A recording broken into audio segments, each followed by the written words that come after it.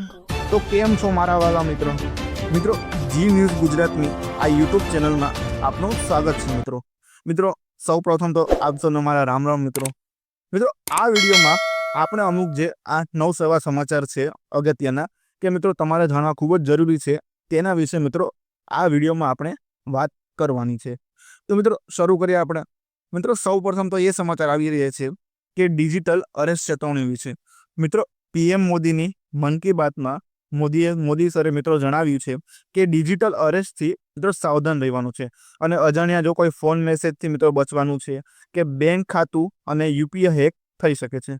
મિત્રો નરેન્દ્ર મોદીએ જે પણ જણાવ્યું છે મન કી બાતમાં કે ડિજિટલ અરેસ્ટથી સાવધાન એટલે કે મિત્રો ડિજિટલ એટલે કે આપણે જે કોઈ પણ મિત્રો ઓનલાઈન કંઈ પૈસા ટ્રાન્સફર કરવાનું કે જે કાંઈ બી કરતા હોય મિત્રો તેમાં તો સૌપ્રથમ તો આપણે સાવધાન રહેવાનું છે કે તમારી સાથે છેતરપિંડી ના થાય। અજાણ્યા ફોન જે કોઈ આવતા હોય તે મિત્રો આપણે રિસીવ કરવામાં કે ઉપાડવામાં મિત્રો ધ્યાન રાખવાનું છે કે મિત્રો સૌપ્રથમ તો આપણે આપણું જે ઇન્ડિયાનું +91 છે તે જ મિત્રો ફોન ઉપાડવા। અધર કન્ટ્રીના મિત્રો જે કંઈ બી કોડ હોય તે આપણે ફોનમાં મિત્રો જોઈ લેવું પહેલાં તો। અને અમુક એવા મેસેજ આવતો હોય કે તેમાં મિત્રો લિંક આપેલી હોય કે આ લિંક ઓપન કરવાની છે તો મિત્રો એ લિંક આપણે ઓપન નથી કરવાની। આવી જ રીતે મિત્રો અન્ય કોઈ ફોન હોય કે મેસેજ હોય તેનાથી મિત્રો આપણે બચવાનું છે।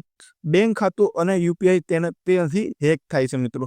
જો આ કોઈ અજાણ્યા ફોન અને મેસેજ આવતા હોય કે તમે ખોલો છો અથવા તો ફોન ઉપાડો છો તેનાથી મિત્રો તમારું બેંક ખાતું હેક થઈ શકે છે કાં તો મિત્રો યુપીઆઈ તમારી આઈડી હેક થઈ શકે છે। આગળ આપણે વાત કરીએ કે મિત્રો નીતિન ગડકરીએ 2 વર્ષમાં ભારતના રસ્તાઓ અમેરિકા જેવા બનાવશે તેના વિશે મિત્રો વાત કરી છે। લોજિસ્ટિક ખર્ચ ઘટશે અને ઇન્ફ્રાસ્ટ્રક્ચરમાં સુધારો કરશે। મિત્રો આપણા જે નીતિન ગડકરી છે તે મિત્રો 2 વર્ષમાં ભારતના રસ્તાઓ મિત્રો અમેરિકા જેવા બનાવવાની વાત કરી છે કે અમેરિકાના મિત્રો રસ્તાઓ તમે જોયા હશે કે કેવા મિત્રો સાફ સુથરા રસ્તાઓ હોય છે અને મિત્રો મોટા રસ્તાઓ હોય છે કે અકસ્માતથી મિત્રો બચી શકે। તો મિત્રો નીતિન ગડકરીએ પણ 2 વર્ષની અંદર ભારતના રસ્તાઓ તેવી જ રીતે મોટા અને સાફ સુથરા બનાવવાની મિત્રો વાત કરી છે કે તેનાથી મિત્રો લોજિસ્ટિક ખર્ચ પણ ઘટી શકે અને ઇન્ફ્રાસ્ટ્રક્ચરમાં પણ સુધારો આવી શકે। હાલ મિત્રો આપણે આગળ વાત કરીએ કે અટલ પેન્શન યોજના વિશે। મિત્રો 18થી લઈને 40 વર્ષના લોકો માટે મિત્રો 100 રૂપિયા 200 રૂપિયા પ્રીમિયમ અથવા 60 વર્ષ બાદ દર મહિને 5000 રૂપિયા દર વર્ષે આવે તેવી મિત્રો સંભાવના છે કે 60 રૂપિયા 1000 રૂપિયાની પણ પેન્શન છે।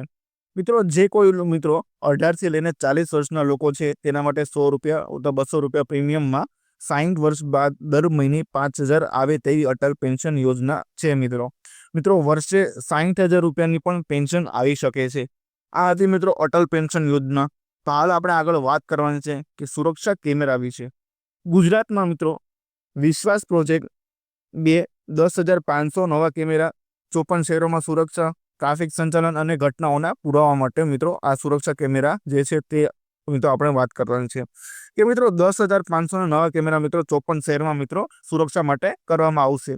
જે પણ અમુક રાજ્યો હશે તેમાં મિત્રો આ જ કેમેરાઓ લગાડવામાં આવશે ટ્રાફિક સંચાલન માટે કે જો કોઈ બી ઓવરસ્પીડિંગમાં મિત્રો રાઇડિંગ કરતા હોય તેઓના માટે મિત્રો આ કેમેરા હોય છે કે મિત્રો હેલ્મેટ વગર મિત્રો જે કોઈ મિત્રો મુસાફરી કરતા હોય તેના મિત્રો તે પણ આ કેમેરા માટે કેમેરામાં મિત્રો આવી શકે છે। અને મિત્રો આ કોઈ ઘટના અમુક ન બને તેના પુરાવા માટે પણ મિત્રો સુરક્ષા કેમેરા કામ આવી શકે છે।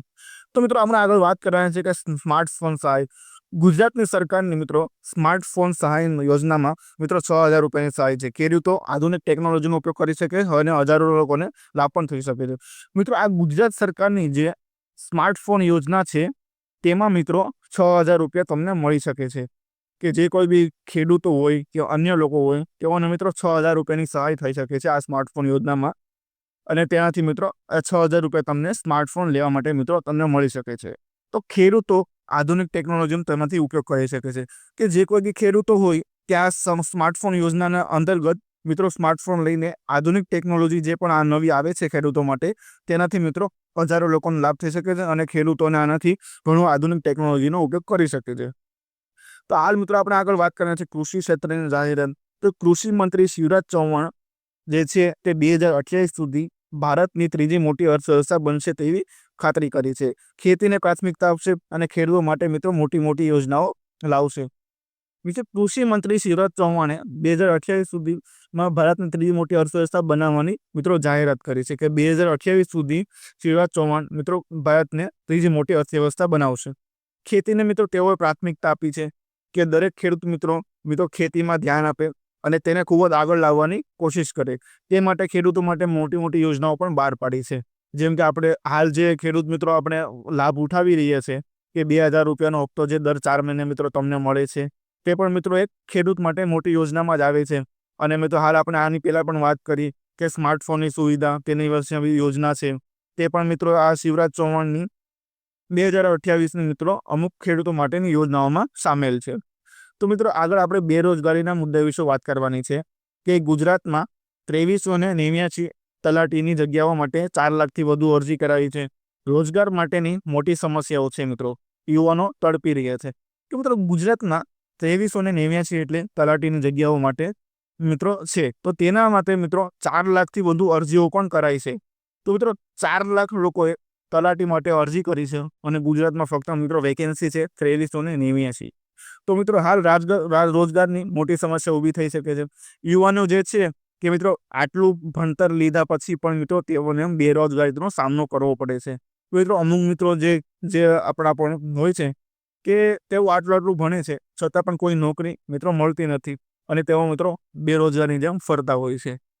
તો મિત્રો હાલ એક ચોમાસા મિત્રો વિશે અપડેટ આવી રહ્યા છે કે મિત્રો 12 જૂનથી ગુજરાતમાં ચોમાસાની શરૂઆત થાય છે. 13થી લઈને 18 જૂન દરમિયાન ભારે વરસાદની આગાહી છે. 10 ઇંચ સુધી મિત્રો વરસાદ પડી શકે છે.